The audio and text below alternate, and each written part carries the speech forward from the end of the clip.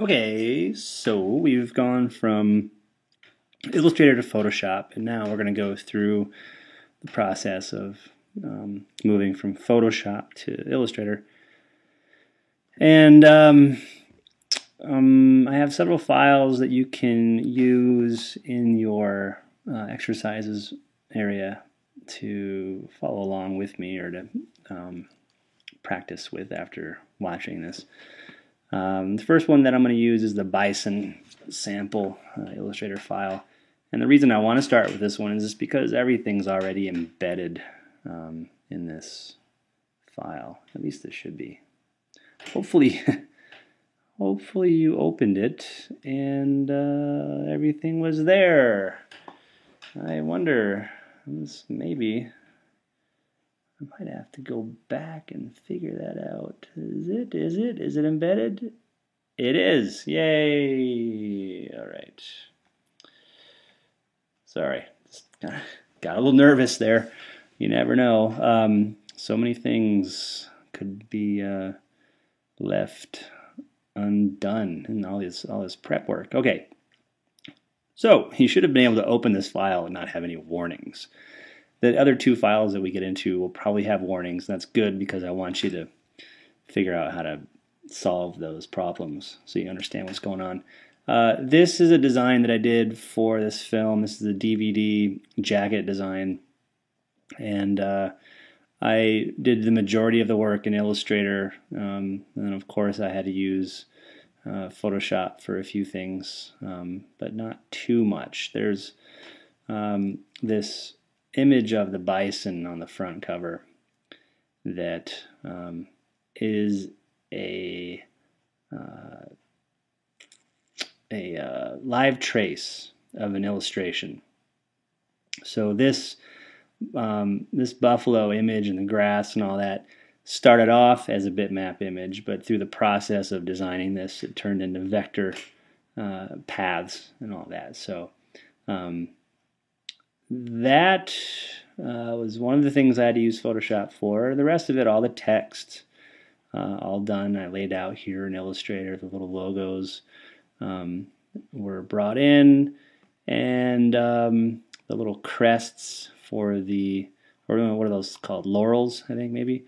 Those little guys are from a large res image that I got off the internet and then just live traced them here in Illustrator and turn them into vector work. And then these photographs on the back are placed images. Obviously you can't work with photographs in Illustrator unless they're from somewhere else. And then there's a texture over the whole thing. So this is kind of a good intro of how you could start working in a very simple level of getting images into your design work. And all this stuff about going back and forth between Photoshop and Illustrator is just so that you are capable, of working between the two amazing softwares, and also to kind of prepare you for your final project, where you'll be going back and forth aplenty, because we're going to be doing a layout piece. So I guess I'll leave those guides on for now. This was set up. I used a template that I got from the DVD authoring company. A lot of places online, if you're doing design for duplication or replication, whatever, where you're going to have CDs or DVDs or posters or stickers or whatever made. Usually those places have a place online where you can download templates in a lot of different formats. And this place had template for DVD jacket, for Photoshop, for Illustrator, for InDesign, and for Quark. So I used Illustrator. And that comes with a couple of these layers where there's guides and some print guides. And then I made some of my own guide layers here as well, so I could keep sort of a nice, some continuity and balance in my design as I had laid it out. So we have a photo missing over here, and the first thing we're going to talk about is just getting a photo in there. And it's very similar to the process in which you would do a live trace, where you're going to place something. When dealing with print work, the most important thing as far as working with images is that you have images that are ready for print. And print resolution, being 300 pixels per inch, is critical in order for you to have the crisp quality and detail that you should demand in your professional work, or that anyone should demand of you in your professional work. And that is something that I'll just touch on briefly, since this is an Illustrator class. We're not really dealing with a whole lot of resolution stuff. But if that's new to you, you should research it definitely, or take our Photoshop courses that we offer online as well. That'll explain that stuff to you. So in your exercise folder for the Bison, there will be an image file that we can put in this little gap here. So what I'm going to do is I'm going to make sure that my layer is selected where I want to put my image. So my other layers are locked, so there's no real way I can screw that up. So I'm just doing a quick save, just in case. Oh, it's just a quick save. Real speedy save. And now I got the spinning there. Come on, do it. It's a pretty big file. Hopefully your computers will be able to handle this. That's what I'm hoping. Okay, all right. So I'm going to go File, Place. And I'm going to find the Bison Closeup.tiff. When I choose to place this, I'm going to look down the bottom. I'm going to see if link is checked or not. If link is checked, then that means that only a reference of this image is put into my project, and that if I were to send it off anywhere, I'd have to include that image as well. I'm going to leave link on just so we can go through the embedding process. Something that is important to know how to do. So I'm going to hit place, and this guy comes up just kind of in the middle of my window. So it's big. This is a bigger image. It's 300 pixels per inch, and it's a CMYK file. How do I know all that? I'm looking up here on the control bar on the left-hand side. It tells me that it's a linked file. There's the name of the linked file, bisoncloseup.tiff. Here's the color space of the file, CMYK, for cyan, magenta, yellow, and black. And then it tells me my resolution being 300. This is really important to look at before you do anything. This is critical. In fact, it's the first thing I'm going to do when I look at your final projects. Is I'm going to go through. I'm just going to say, okay, are we in the right color space, and are we in the right resolution? And we'll go over this in more detail as I assign your final project. And then there's some buttons about embedding, edit the original, or you can do your live trace, and so on. So here, all I want to do is I just want to get it into its proper space. So I'm gonna sort of nestle it in the top left corner. I'm gonna grab the bottom right corner and resize it, holding down Shift to make sure I keep my proportion constrained. And then, oh, I think I just let go of it somewhat. Let's do that again.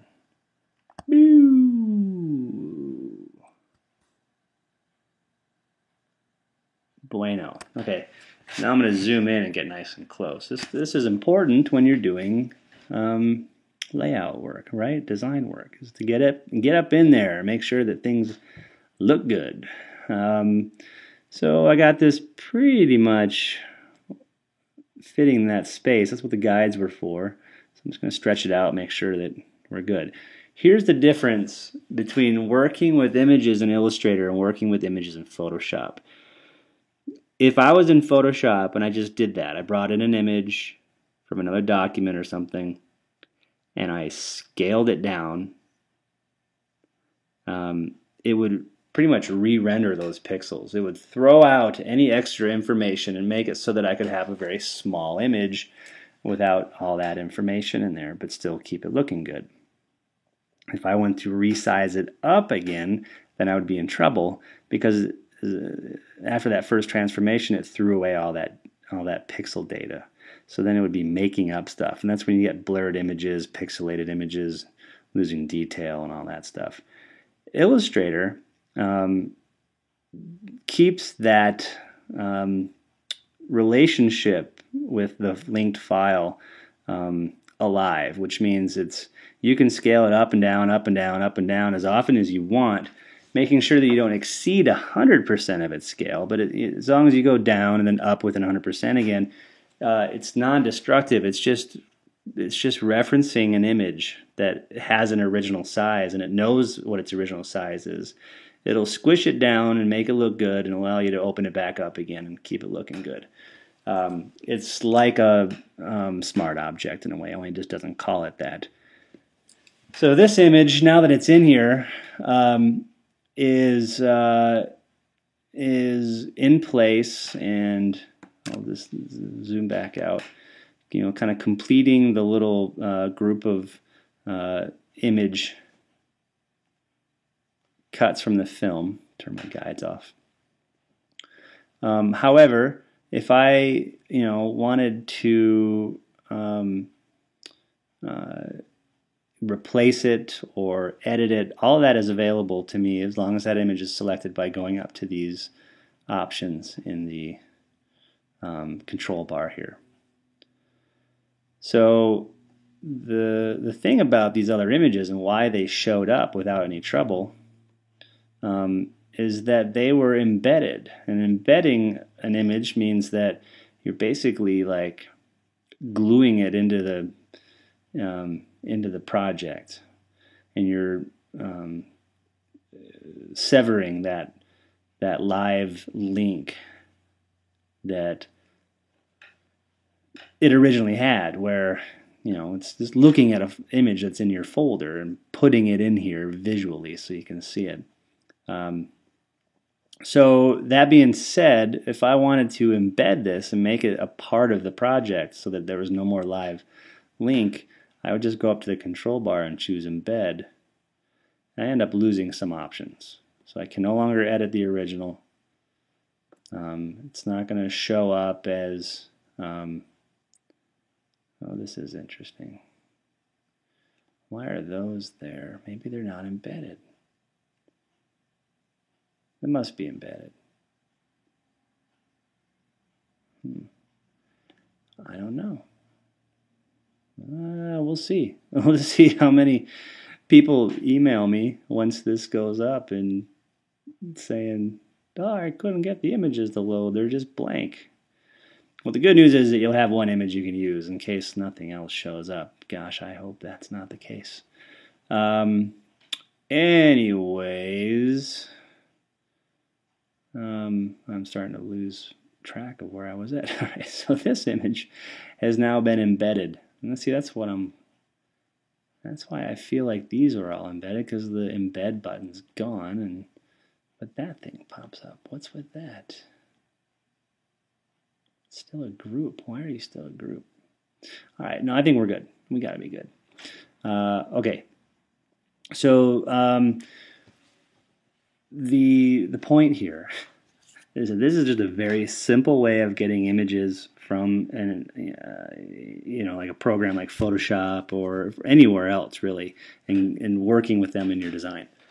The other thing that I have in here that is kind of a nice final touch is the texture that's over the entire image of the DVD, and that is in the design elements. If you scroll down, it's the only locked thing called FTS texture, and that texture is just some grit from a photo that I have of this old wall that had a really kind of neat distress to it, and I worked it a little bit so that I lost some of the information. I kind of prepped it in Photoshop.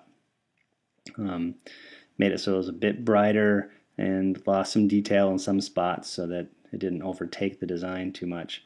But I brought that in, and if you unlock it and select it, you'll see that in the transparency panel, its blending mode has been set to multiply. If it were set to normal, this is what it would look like.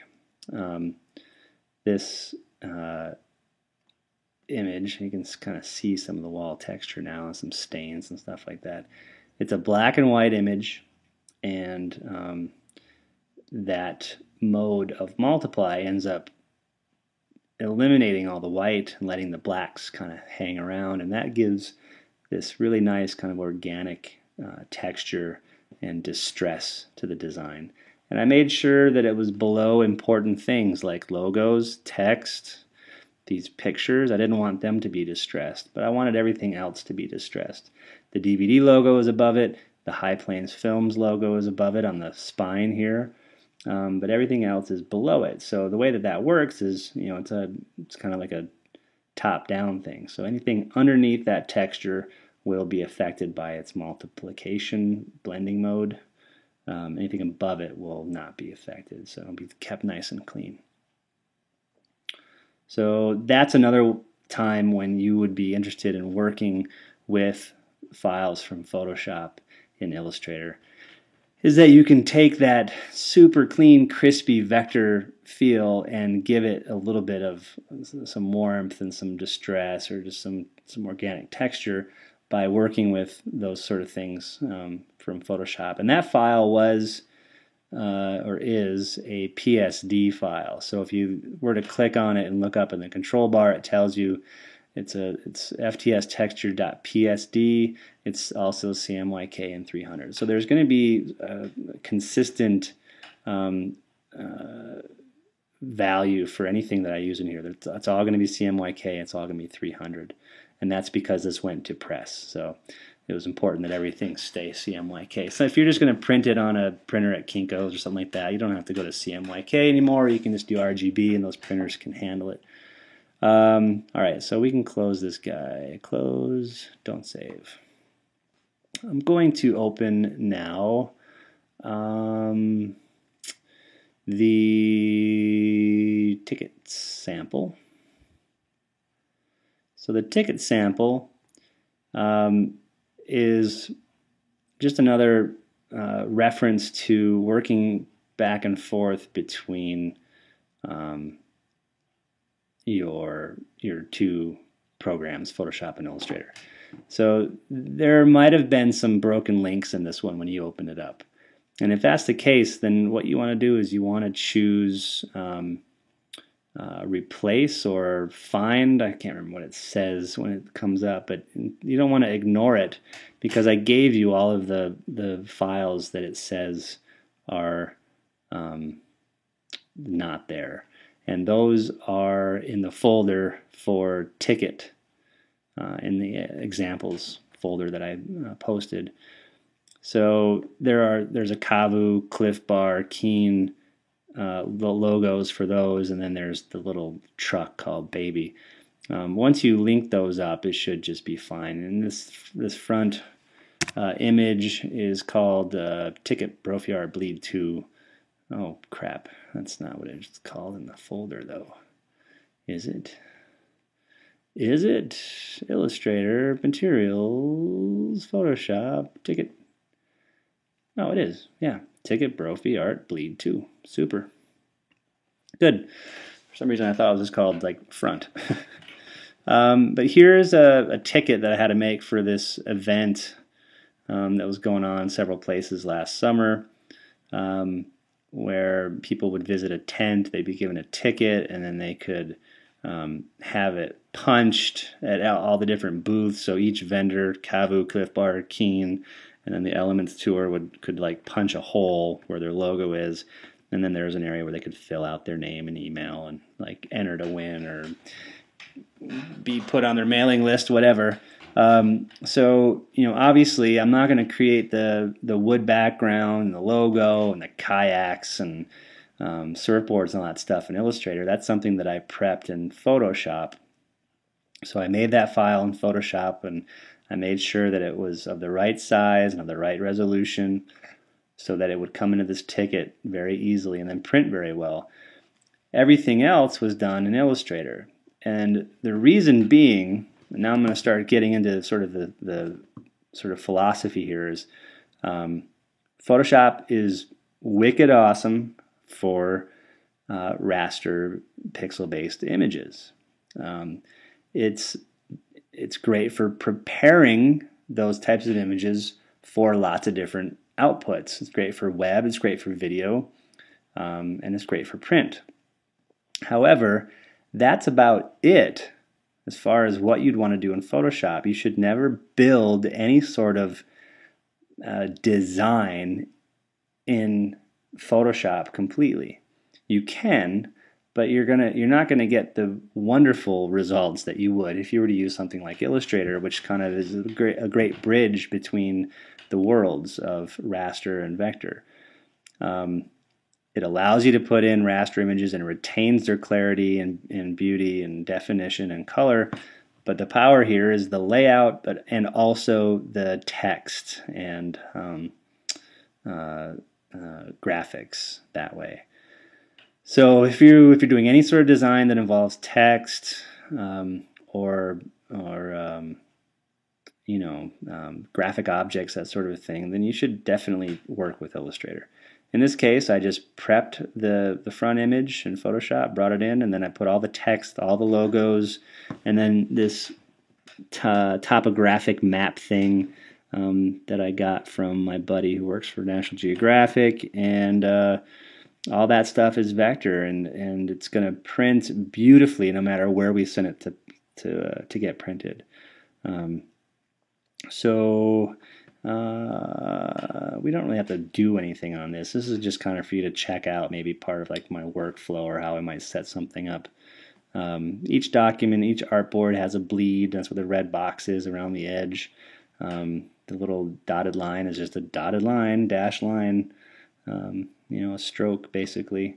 And then everything else just pretty much placed. I did even spacing between my logos and put some text in there. Oh shoot, I'm gonna have to make sure that all my text is outlined for you guys so you don't have to worry about fonts. How long will this take to save? Good. All right, so there's that one. Now I'm gonna open up the last exercise, which was the Vera. This one's definitely gonna ask you where some files are, and they are in that Vera sample folder, and it'll ask you where's front, where's back, where's tray card, and where's CD art, and you just need to point to where that is, and basically it's a window that would look like like this, so you'd go and you'd find your source, and this is jacket front, and then place, and it'll just all of a sudden pop up, and it'll probably find all the other ones too. Once it finds one, if the other ones are in the same directory, it'll just go, oh, there they are, and plop them in. So this is a CD design for Missoula Band Vera, and all of the background artwork was created in Photoshop, and these are all Photoshop files, which leads to the next little deal of how to go back and edit something if you really wanted to. So I'm going to select the tray card image. I'm going to look up at my control bar here. Tells me it's a linked file. Tells me it's traycard.psd. Tells me here it's RGB, which is fine because the printer that printed these things preferred RGB files because they had a printer that could convert it very easily through color profile management to CMYK colors. So if your printer says, yeah, you know what, keep it RGB because that's how it'll turn out closest to what you expected, then do it. But then my print resolution is 300, just like the last one. So here are some options of what I can do. The linked file, I can go to tray card, that little link up here in the control bar, and I have relink go to link, which would just take me to it on the canvas or the workspace here. Edit original, update link, figure out my placement options, or get link information from it. The link information, I'll just start there because it's just a window that comes up, tells you the name of it, where the location of this file is, the size of it, what kind, when it was created, what kind of transform we have on it, and so on. So the other thing you could do would be to relink it and plug in a different image if you wanted to. So we're not going to do that, but it's really easy. You just go relink, and if there was like a jacket front version 2 and you just wanted to swap that out, then you would just select version 2 and hit place, and it would just kind of just exchange the two images. Edit original. I have to select it. There we go. Oh wait, no, we're doing this one. We're doing this one. The tray card, yes. So edit original takes me to Photoshop and allows me to view all of the layers. So in this case, it's a Photoshop file, and all of the layer information has been retained.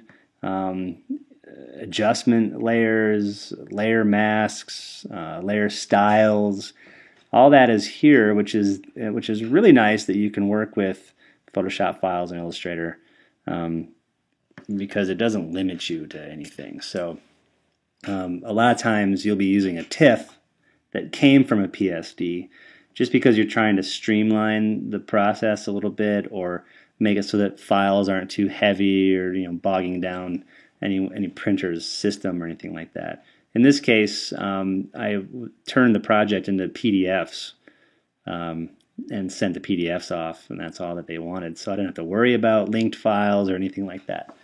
So here, I could go in and I could take a layer off or modify something, the colors, or change scale, or turn one of these adjustment layers off, the vignette, or whatever it is that I would want to do. Maybe that's all I'll do. Maybe I'll just take that one off for the time being, the levels. And with that change, maybe I'll just make the girls slightly smaller just so that we can see something a bit more drastic. Slightly smaller, okay.